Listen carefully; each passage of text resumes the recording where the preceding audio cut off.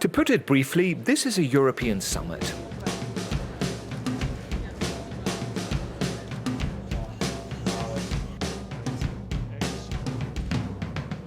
But before we get to the flesh and bones of what the European Council is, you need to remember that the European Council has nothing to do with the Council of Europe.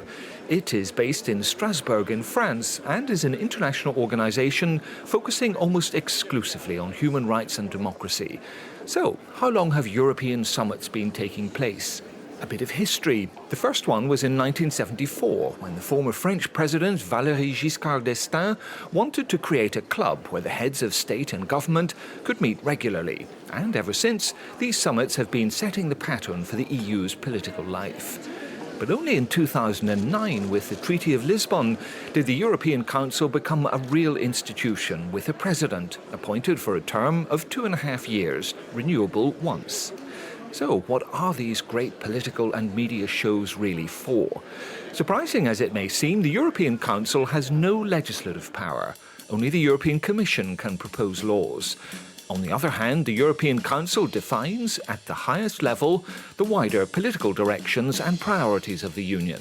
However, it's becoming harder and harder to reach the famed European compromise, especially with 28 heads of state and government at the table. The general idea today is to take decisions by consensus.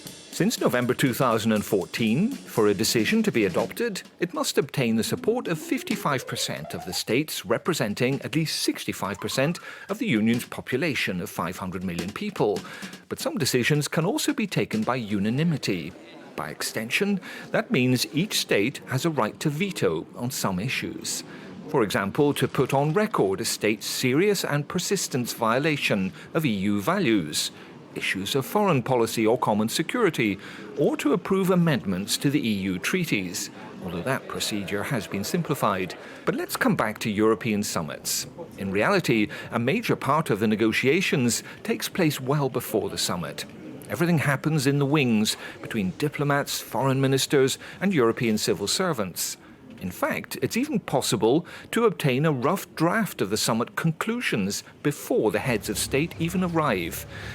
So, how do journalists get informed when the discussions are held behind closed doors? They don't. They have to wait until the conclusion of every EU summit, often for hours. But in truth, the debates are never totally secret.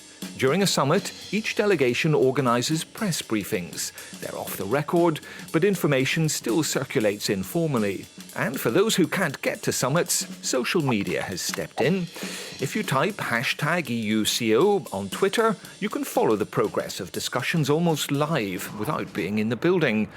Talking of buildings, the heads of state used to meet here in the Justus Lipsius building, but from now on, they will also meet in the Europa building in Brussels.